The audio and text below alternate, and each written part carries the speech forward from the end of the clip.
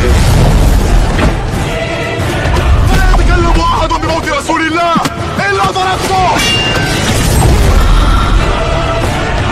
جئتك أؤمن بالله وبرسوله وبما جئت به. فقد أعذرت إليكم وأعذرتموني.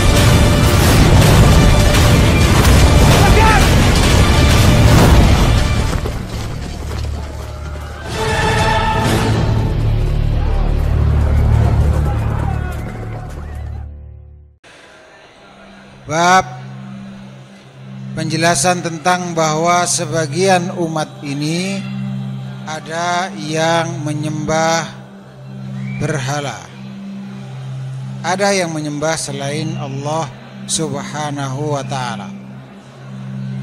Para jamaah rahimani wa rahimakumullah,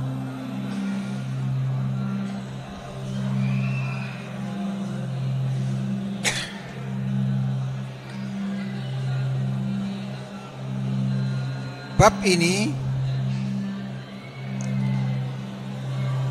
adalah bab yang merupakan bukti bahwa bukan hal yang mustahil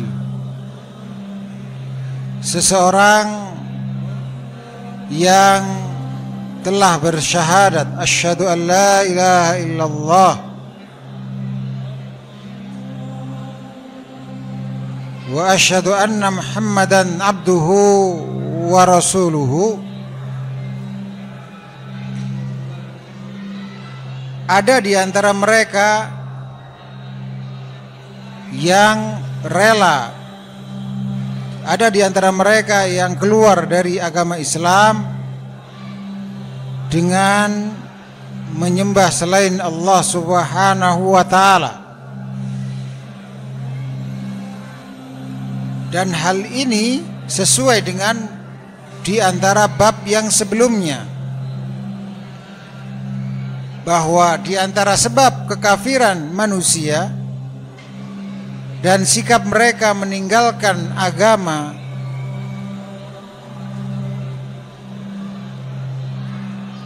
Islam adalah al-ghulu, bersikap melampaui batasan syariat terhadap orang-orang saleh.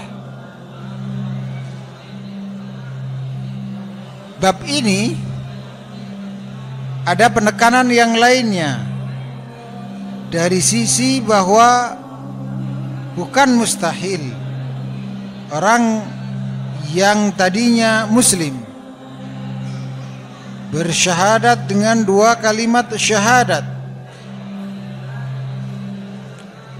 lalu terkena fitnah, entah itu fitnah syubhat atau fitnah syahwat, lalu meninggalkan agama Islam, menyembah selain Allah Subhanahu wa ta'ala.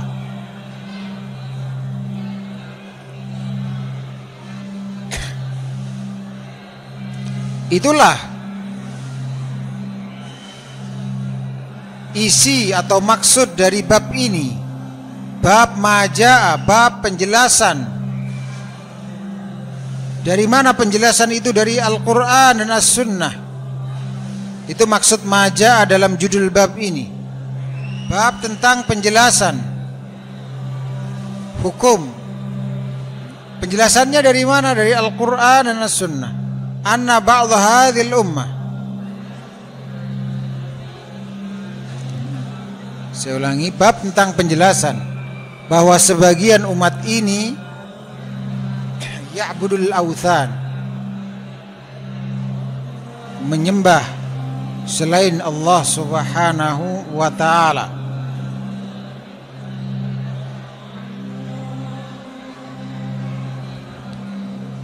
Dengan memahami isi dari judul bab ini atau inti dari judul bab ini, maka kita sebagai seorang muslim punya kewajiban menjaga agama kita, menjaga keimanan kita.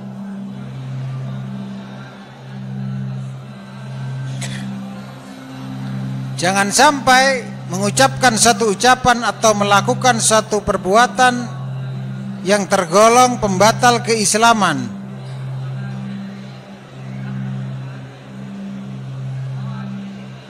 Karena secara dalil dipastikan ada di antara umat ini, tentu tidak semuanya, yang menyembah selain Allah.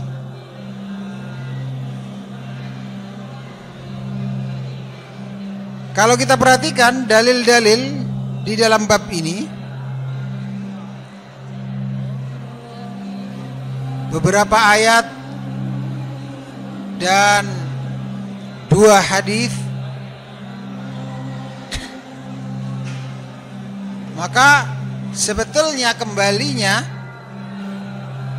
semua dalil tadi kepada dalil yang sebelum akhir, dalil Abu Sa'id radhiyallahu anhu. Kalau kita bisa memahami dalil dalam bab ini, yaitu riwayat Abu Sa'id radhiyallahu anhu, insyaallah kita akan dimudahkan oleh Allah untuk memahami dalil-dalil selainnya dalam bab ini. Karena poros ataupun inti terpokok dari seluruh dalil dalam bab ini adalah hadis Abu Sa'id radhiyallahu anhu. Oleh karena itu, mari kita dahulukan dalil Abu Sa'id radhiyallahu anhu ini.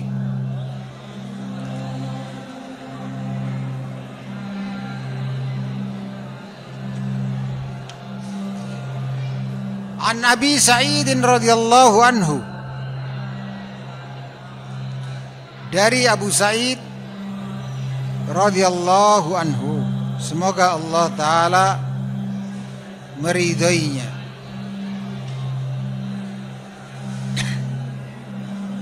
Anna Rasulullah sallallahu alaihi wasallam, bahwa utusan Allah sallallahu alaihi wasallam, jangan lupa bersalawat, mengingat keutamaan salawat yang demikian tingginya.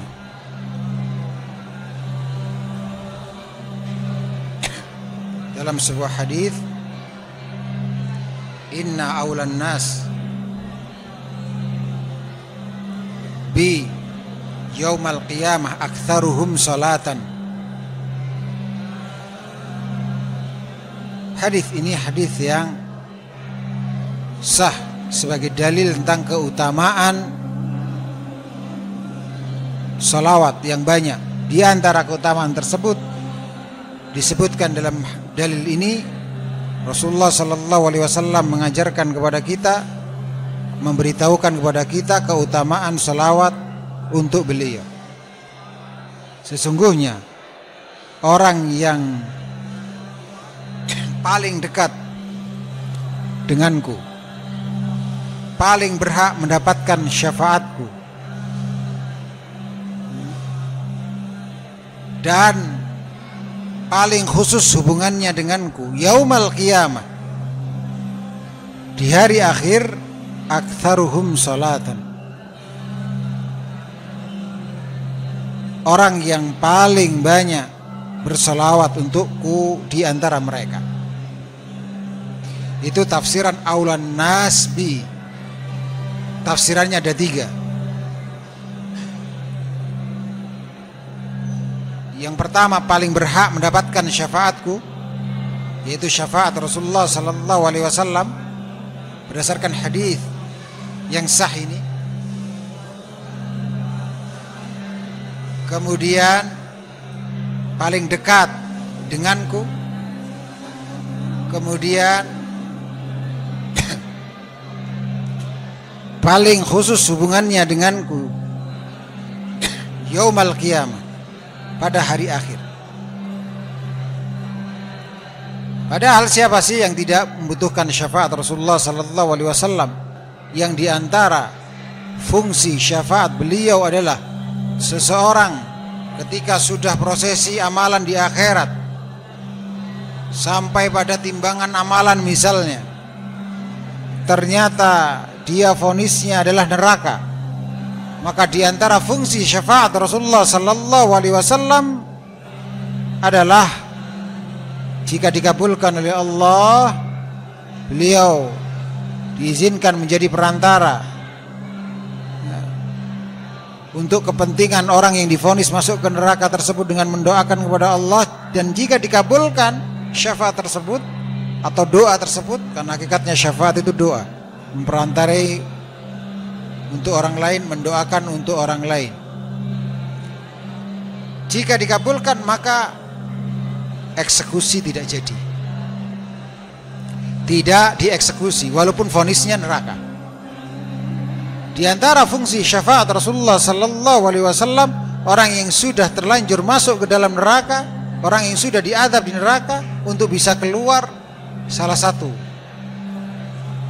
sebabnya adalah mendapatkan syafaat Rasulullah sallallahu alaihi wasallam.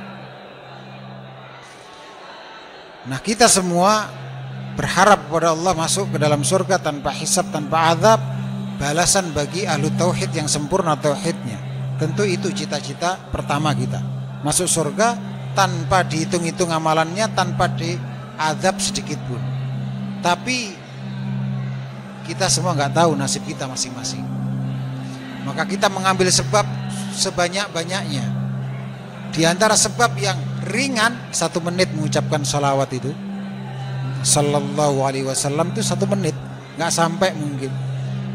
Tetapi kalau kita ucapkan ikhlas, kita ucapkan mengamalkan hadis yang sah tadi, seingat saya derajatnya sahih hadis tersebut, yang jelas sah sebagai dalil.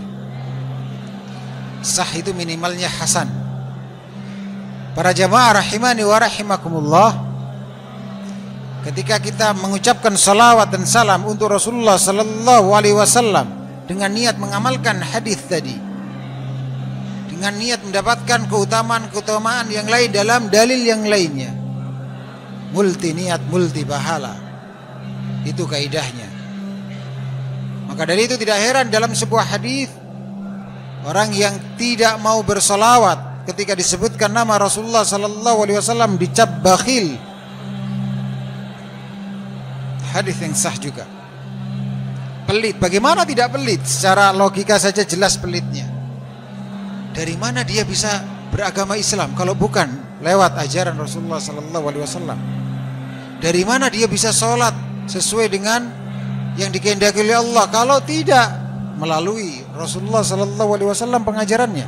Dari mana dia bisa puasa Ramadan? Dari mana dia bisa menikah dengan nikah yang sah? Dari mana dia bisa bermuamalah jual beli ya, menghindari yang bentuk jual beli yang diharamkan?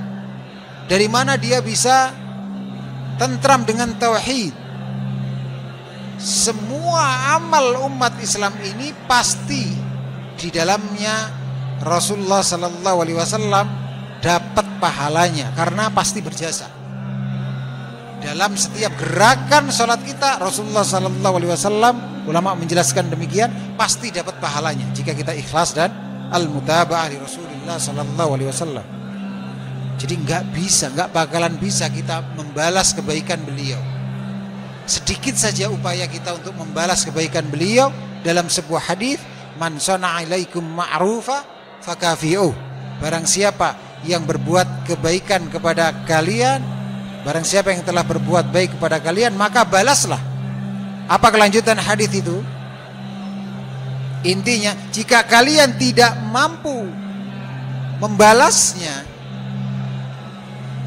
maka doakanlah sampai kalian memandang diri kalian telah membalas kebaikannya. Dan salawat, salam, doa, mendoakan Rasulullah sallallahu alaihi wasallam. Sallallahu alaihi artinya apa? Ya, memohon kepada Allah agar Allah memuji Rasulullah sallallahu alaihi wasallam di sisi malaikat muqarrabin. Adapun wa sallama alaih. Apa artinya? Yaitu memohon kepada Allah agar Allah Ta'ala menyelamatkan Rasulullah Sallallahu Alaihi Wasallam dari segala keburukan, kejelekan, segala perkara yang dibenci oleh Allah Ta'ala. Maka pantas dikatakan bakhil orang yang gak bisa lepas dari jasa Rasulullah Sallallahu Alaihi Wasallam, lalu namanya disebut tidak bersalawat. Ahlussunnah wal Jamaah, pengikut salafus saleh, salafi, maka cinta salawat, cinta salawat dan salam. Terlebih lagi ketika hari Jumat disyariatkan seseorang bersolawat padanya. Para jamaah rahimani wa rahimakumullah, kita ulangi, anna Rasulullah sallallahu alaihi wasallam qala, bahwa utusan Allah sallallahu alaihi wasallam bersabda,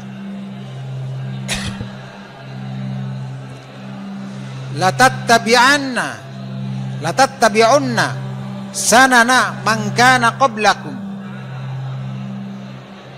hadwal qudzati bil qudzati hatta law dakhalu juhra dabbin la dakhaltumuh. Qalu ya Rasulullah al yahudu wan nasara, qala faman? Akhrajah dari Abu Sa'id radhiyallahu anhu bahwa Rasulullah sallallahu alaihi wasallam bersabda, sungguh kalian benar-benar akan mengikuti jalan beragama orang sebelum kalian. Hadwal qudzati bil qudzati. Apa makna hadwal qudzati bil qudzati? Hadwa itu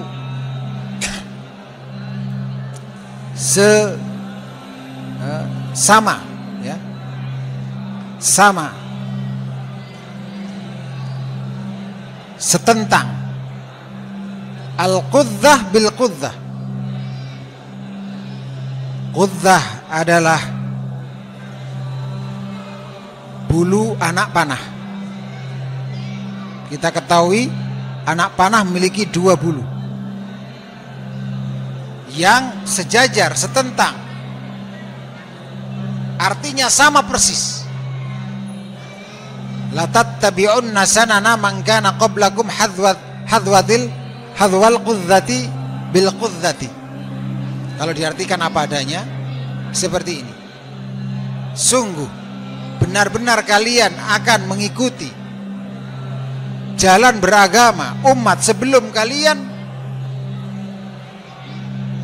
seperti sejajarnya bulu anak panah yang satu dengan bulu anak panah yang lain. Tetapi maksudnya di sini adalah perumpamaan mengikuti dengan sama persis, sebagaimana sama persisnya bulu anak panah yang satu dengan yang lain, bentuknya, diameternya, kemudian dan seterusnya, simetrisnya.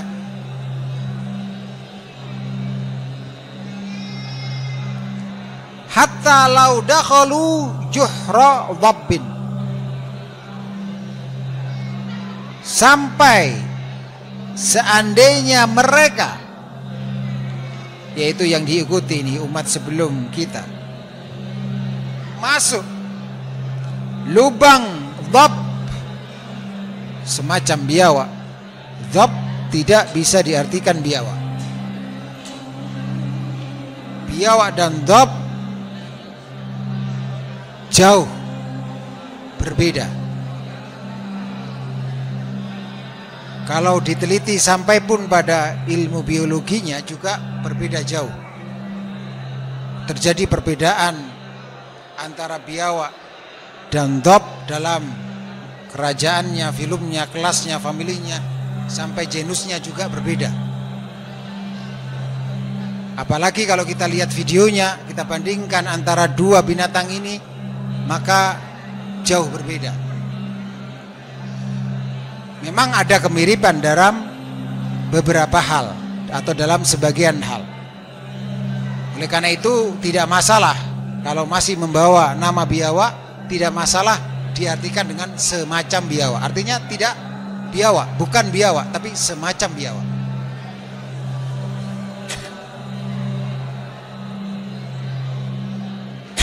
Hatta lau dakhalu juhra dhabbin, sampai kalau seandainya mereka masuk ke dalam lubang semacam biawak, la dakhaltumu, tentu kalian, maksudnya di antara kalian, bukan semuanya, di antara umat ini akan masuk ke dalam lubang dhab tersebut. Qalu ya Rasulullah, mereka bertanya, wahai Rasulullah, al-Yahudu wan Nasara, apakah umat sebelum kami ini yang diikuti oleh sebagian umat ini adalah Yahudi dan Nasara? Qala faman? Lalu Rasulullah sallallahu alaihi wasallam menjawab, siapa lagi kalau bukan mereka? Akhrajah, diriwayatkan oleh Al-Bukhari dan Muslim rahimahumullah, dua imam alul hadis yang masya Allah kita nggak bisa menggambarkan betapa banyaknya pahala beliau berdua insya Allah taala. Mengapa setiap kita membawakan hadis hampir sulit kita tidak ketemu dengan hadis riwayat Imam Bukhari atau Imam Muslim atau keduanya. Setiap itu pula insya Allah keduanya dapat pahala. Inilah keutamaan da'i ilallah. Setiap kita da'i ilallah, bukan hanya orang yang bergelar ustaz. Setiap kita da'i ilallah, mengajak anak istri kita, mengajak orang tua kita, mengajak tetangga kita, melarang tetangga kita dari melakukan kemungkaran, itu berdakwah semuanya. Ingat, da'i ilallah punya dua umur. Umur pertama sewaktu di dunia, ketika dia aktif berdakwah, berilmu syar'i, beramal saleh dan berdakwah serta bersabar di atas 3 jalan itu sebagaimana dalam surat Al-Asr. Itu umur pertama sewaktu di dunia. Lalu ketika meninggal dunia, mereka masih punya umur kedua. Ketika ajaran-ajaran kebenaran yang disampaikan olehnya, ketika pendidikannya diterima di masyarakat dan diamalkan. Seorang guru sekolah dasar kelas 1 hakikatnya da'i ilallah. Dia yang pertama-tama mengenalkan tentang siapa Allah kepada muridnya. Setiap kali sang murid itu menggunakan ilmu pertama kali itu, maka dia dapat pahalanya jika ikhlas dan sesuai dengan sunnah Rasulullah sallallahu alaihi wasallam. Mengajari menulis Arab. Setiap kali dia menulis ayat Al-Quran, menulis hadis, dapat pahala terus walaupun sudah meninggal dunia. Dai punya umur 2 kali. Para jamaah rahimani wa rahimakumullah, maka bersemangat kita sebagaimana semangatnya Imam Bukhari, Imam Muslim rahimahumullah ta'ala. Baik, di dalam hadis ini para jamaah rahimani wa rahimakumullah, Rasulullah sallallahu alaihi wasallam mengkabarkan dengan sebuah kabar yang pasti benarnya. Apalagi kalau beliau menggunakan 2 alat bahasa penguat, lam dan nun, untuk penguat. 2 alat bahasa, sungguh benar-benar 2 kali penguatnya. Tanpa penguat saja, kalau Rasulullah Sallallahu Alaihi Wasallam kabarkan dalam hadis yang sahih, Bukhari Muslim hadisnya sahih, kita wajib percaya. Apalagi kalau beliau tekankan dengan 2 penguat, sungguh benar-benar kalian akan mengikuti jalan beragama umat sebelum kalian, sama persis seperti sama persisnya bulu anak panah yang satu dengan bulu anak panah yang lain. Satu. Maknanya apa ini? Setiap ada dalil dari hadis ini ya, makanya hadis ini sebagai dalil pokok. Maksudnya apa? Setiap ada dalil dalam bab ini, dalil lainnya selain hadis ini dalam bab ini yang menunjukkan atau mengkabarkan bahwa dulu ada umat sebelum kita yang terjatuh pada syirik besar, terjatuh pada menyembah selain Allah, kufur terhadap Allah, maka langsung dibawakan kepada dalil pokok ini. Berarti pasti ada di antara umat ini yang menyembah selain Allah, kufur terhadap Allah, karena Rasulullah Sallallahu Alaihi Wasallam kabarkan dalam hadis ini, sungguh benar-benar kalian akan mengikuti umat sebelum kalian sama persis. Berarti kalau umat sebelum kita ada yang menyembah selain Allah, berarti di umat ini pasti ada yang menyembah selain Allah. Tentu tidak semuanya, tapi pasti ada. Kalau ada yang kufur terhadap Allah, umat sebelum kita pasti tengah umat ini, berdasarkan hadis ini, hadis riwayat Al-Bukhari dan Muslim, pasti ada yang kufur terhadap Allah. Beriman terhadap jibt wa tagut, pasti ada di antara umat ini yang beriman terhadap tagut. Bukan kufur terhadap tagut, tapi beriman terhadap tagut. Karena dikabarkan sama persis, maka hadis ini dalil pokok dalam bab ini. Dengan demikian kita mudah mengambil alasan pendalilan. Loh, kok dalam dalil yang lain nggak sampai pada kesimpulan bahwa di antara umat ini ada yang menyembah berhala. Kalimatnya nggak ada kata berhala sedikit pun. Kalimatnya nggak ada kata-kata umat ini sedikit pun dalam ayat selain dalil ini. Loh, bagaimana cara menyimpulkan kok dibawakan pada judul bab penjelasan tentang di antara umat ini ada yang menyembah berhala? Bagaimana cara mengambil alasan pendalilannya sampai pada kesimpulan hukum yang ada dalam judul bab tadi? Caranya seperti itu. Kembalikan kepada dalil pokok, yaitu dalil hadis Abu Sa'id radhiyallahu anhu tentang masuk lubang dhab ini. Tentang pengkabaran bahwa di antara umat ini pasti ada yang mengikuti umat sebelum kita sama persis.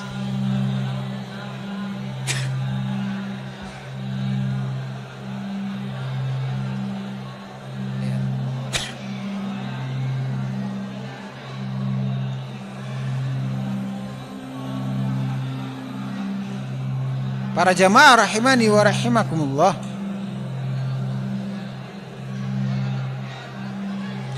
Kemudian yang kedua dari fikih dari hadis ini, perhatikan permisalan yang digambarkan oleh Rasulullah Sallallahu Alaihi Wasallam begitu manutnya di antara umat ini terhadap Yahudi dan Nasara. Dipermisalkan dengan permisalan yang sangat mengena sekali. Masuk lubang dhab. Menurut keterangan orang yang memang ahli di dalam masalah tempat tinggal hewan ini, lubang dhab itu 3 ciri khasnya, agar kita bisa menghayati kok ini yang dipilih sebagai permisalan. Ada faedah besar di dalamnya. Lubang dhab itu ada 3 ciri khas. Yang pertama, sulit.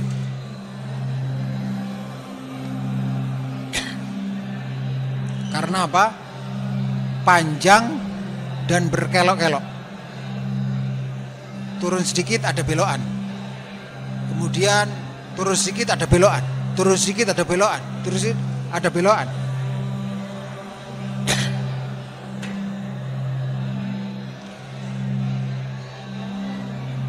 dan sempit. Jadi selain panjang, jadi 2 meteran, kadang sampai 4 meter dalam. Jadi kalau tinggi kita ini mungkin 1 meter sekian, nah lubang dop itu bisa 2 kali dari tinggi kita masuk ke dalam. Tapi selain panjang, sempit. Ini yang menyimpulkan, ini yang sehingga bisa disimpulkan sulit masuk ke situ. Karena sempit dan panjang serta berbelok-belok. Satu sulit.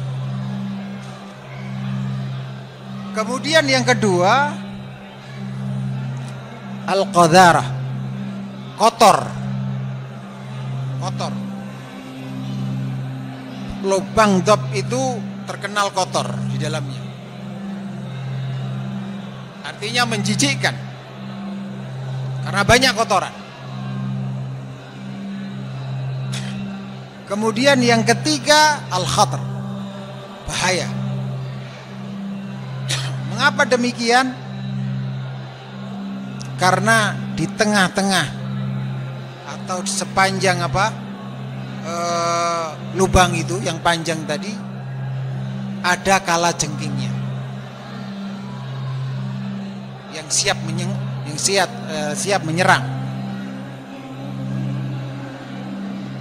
Ini rahasia besar permisalan atau perumpamaan yang disebutkan oleh Rasulullah sallallahu alaihi wasallam, bahwa seandainya Yahudi dan Nasara masuk ke lubang dop yang ciri khasnya sulit, menjijikkan dan bahaya ini, maka pastilah di antara umat ini ada yang ikut-ikutan masuk ke dalamnya, padahal sulit diikuti, menjijikkan dan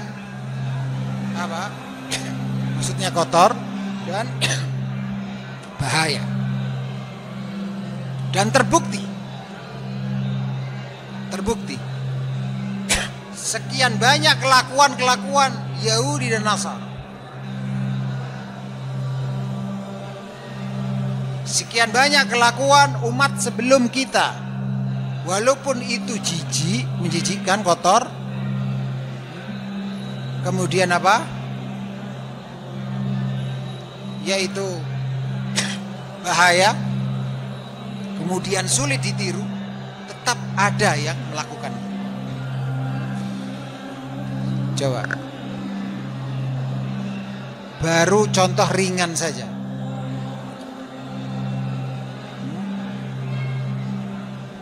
Mode celana.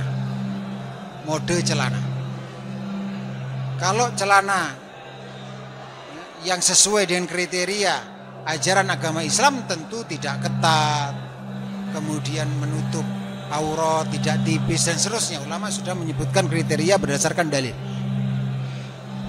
Tetapi ketika kita mencontoh umat lain, bukan umat Islam, yang tidak menggunakan ajaran Islam dalam membuat celana, maka mengikuti model. Kalau lagi modelnya itu celana ketat sekali, jangankan botol, pensil saja sulit masuk. Kalau pakai harus pakai pelicin, kresek dulu, suat, walaupun sudah melar itu jenis kainnya. Jadi mungkin 15 menit sendiri untuk memakai itu. Sulit enggak itu? Sulit. Tapi ketika jadi mode, Paris kemudian lagi itu modenya, karena kiblatnya mereka biasanya sana. Semua pada mengikuti, mendunia. Apalagi ditampilkan oleh para artis-artis mereka, mendunia, ikut, walaupun sulit itu makainya.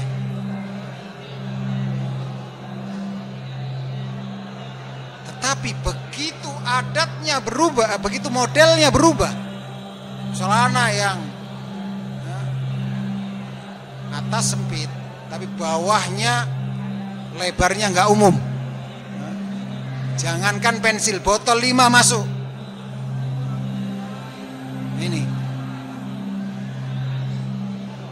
benar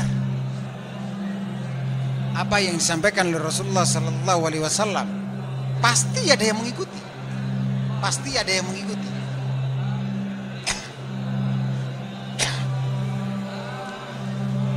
Ketika seseorang melakukan sesuatu yang mencontoh, yang itu terkait dengan jalan beragama dari umat sebelum kita, maka pasti ada yang mengikuti. Homo, lesbi, menjijikan nggak itu? Menjijikan. Ada yang mengikuti di antara umat kita? Ada.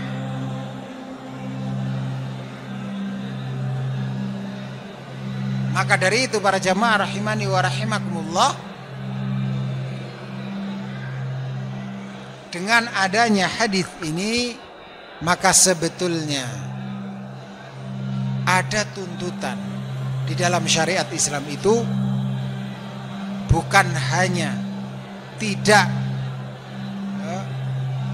terjatuh pada hal yang semisal, hal buruk yang semisal dikerjakan oleh umat sebelum kita, umat selain umat Islam, tapi juga lebih dari itu, ada tuntutan menyelisihi ashabul jahim, penduduk neraka, menyelisihi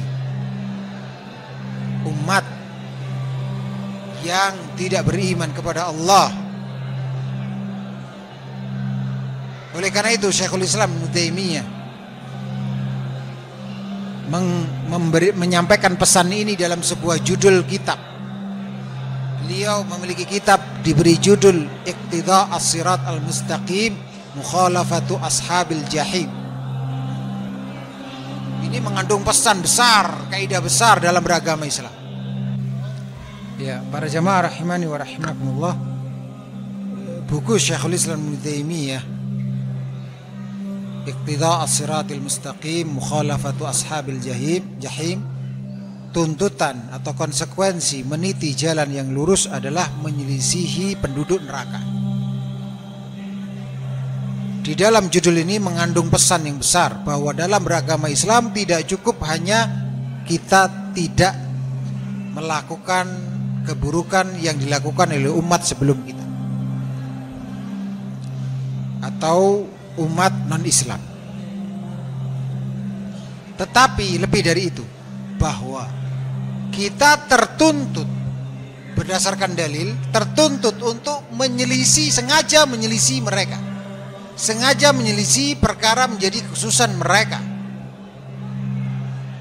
yaitu para penduduk neraka atau umat yang tidak beriman kepada Allah, umat non-Islam. Para jamaah rahimani wa rahimakumullah, kita tertuntut menyelisih mereka. Karena itu konsekuensi meniti as-sirat al-mustaqim yang tiap hari kita memohon kepada Allah, ihdinas siratal mustaqim. Apa yang menjadi ciri khas mereka, jangan sampai kita tasyabuh dengannya, kita selisih. Oleh karena itu ulama ketika menjelaskan hadis man tasyabbah biqaumin fahuwa minhum, barang siapa yang menyerupai sebuah kaum maka berarti dia termasuk di antara golongan mereka. Barang siapa yang menyerupai ciri khas sebuah kaum maka dia termasuk golongan mereka. Ini ulama menjelaskan masuk di dalam hadis ini dorongan untuk menyerupai atau mencontoh, mengikuti ciri khas orang-orang saleh. Bukan sebatas kita menjauhi ciri khas orang yang kafir atau orang yang fasik walaupun dia muslim. Dalam masalah kefasikannya kita tidak boleh contoh, tidak boleh menyerupai, tidak boleh tiru. Apalagi dalam masalah kekafiran orang-orang kafir, tidak boleh kita tiru. Tidak cukup itu makna dari hadis ini. Bahkan lebih dari itu, kita terdorong, tertuntut dari hadis ini untuk meniru orang-orang soleh di tengah kita, di tengah masyarakat kita. yang menjadi ciri khas mereka, ciri khas pakaian mereka, ciri khas cara bicara mereka, ciri khas cara bergaul mereka, orang-orang soleh ini yang sesuai dengan syariat Islam, tentunya tidak menyelisih syariat Islam. Kita contoh mereka, karena memang tuntutan meniti as-sirat al-mustaqim adalah mukhalafatu ashabil jahim. Tuntutan meniti as-sirat al-mustaqim adalah menyelisih penduduk neraka, menyelisih amalan-amalan yang menyebabkan masuk ke dalam neraka. Dan ulama menjelaskan kesamaan zahir itu membawa kepada kesamaan batin. Awalnya yang kita contoh adalah cara berpakaiannya ulama, cara berpakaiannya orang-orang soleh di negeri kita yang sesuai dengan syariat Islam, cara bicaranya mereka, kosakata mereka yang santun dan seterusnya. Awalnya hanya zahir-zahir yang kita contoh. Tetapi ulama menjelaskan bahwa kesamaan zahir nanti membawa kepada kesamaan batin. Kita akan contoh pikiran mereka yang baik, kita akan contoh ideologi mereka yang sesuai dengan syariat Islam, keyakinan mereka, akidah mereka. Kita akan contoh pola pikir mereka, cara menyelesaikan masalah yang ditunjukkan oleh mereka dan seterusnya. Begitu pula sebaliknya, barang siapa yang menyerupai orang kafir dalam masalah yang menjadi ciri khas mereka, yang membedakan diri mereka dengan muslim, dengan ciri khas itu entah pakaian, entah aksesoris, entah ucapan, entah perbuatan, pokoknya dengan sesuatu yang khas itu orang langsung bisa membedakan, oh ini non muslim, oh ini muslim. Itu yang maksudnya larangan tasyabuh di sini maksudnya seperti itu. Yang menjadi ciri khas yang membedakan diri mereka dengan muslimin. Nah, bisa jadi pertamanya yang dicontoh adalah perkara yang buruk zahirnya, atau mencontoh orang muslim tapi dalam masalah yang buruk-buruk, kemaksiatannya, kefasikannya. Yang dicontoh perkara yang zahir, tetapi terus nanti akan terbawa. Mungkin yang pertama kuncirnya, cara potong rambutnya ini yang dicontoh pemain bola kesayangan dia yang kafir itu atau yang fasik itu, dicontoh cara potong rambutnya yang tidak sesuai dengan syariat Islam. Jadi ciri khas orang fasik. Awalnya zahirnya yang dicontoh, tapi merembet pada akhirnya mencontoh bajunya, mencontoh handuknya, mencontoh ukuran mungkin nomor punggungnya, mencontoh ini, mencontoh terus sampai akhirnya batinnya yang contoh, pola pikirnya yang contoh lewat talksu, lewat wawancara bagaimana cara berkeluarganya, mulai cara berkeluarga dicontoh. Kemudian cara beragamanya, kemudian dan seterusnya. Sampai pun mereka masuk ke lubang dhab, akan masuk pula ke lubang dhab. Padahal sulit, menjijikkan dan kotor. Maka hadis ini ulama menjelaskan dikuatkan dengan bukan 2 ya, dikuatkan dengan 4 penguat. Yang pertama lam tadi pada la tattabi'unna, lam di situ mengandung sumpah, wallahi, begitu. 1 sumpah. Yang kedua nun. Yang ketiga yaitu menegaskan dan menguatkan kesamaan persis, dengan mengibaratkan persisnya anak panah yang satu dengan anak, seperti persisnya anak panah yang satu, bulu anak panah yang satu dengan bulu panah yang satu dengan bulu panah yang lain, persis. Itu penegasan, berarti menguatkan itu. Kemudian yang keempat, menguatkan kesamaannya lebih detail lagi dengan bentuk kalau seandainya langkahnya itu berupa masuk ke dalam lubang dhab pun akan ditiru persis masuk ke lubang dhab. Itu hakikatnya juga penguatan, juga penegasan, juga 4 penegasan disampaikan oleh utusan Allah yang paling mulia. Maka wajib kita percaya, yaitu bahwa segala yang dicontohkan oleh Yahudi dan Nasara terkait dengan cara beragama mereka, maka pasti di antara umat ini ada yang mencontohnya. Terkait dengan umat ini pasti ada yang mencontohnya. Sebagian ulama membawakan kepada sanana di sini adalah lafadznya umum. Penjelasan dengan lafadz yang umum bahwa pokoknya seluruh yang menjadi ciri khas Yahudi dan Nasara ini pasti di antara umat ini ada yang mencontohnya. Sebagian ulama lagi membawakan kepada ini maksudnya bukan segala hal yang menjadi ciri khas mereka, tapi yang menjadi cara beragama mereka.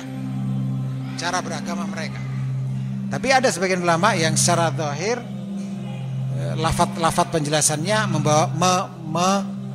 menyatakan keumuman ini, bahwa semua saja yang menjadi ciri khas itu dicontoh oleh umat ini, ciri khas Yahudi dan Nasara. Wallahu taala alam shawab.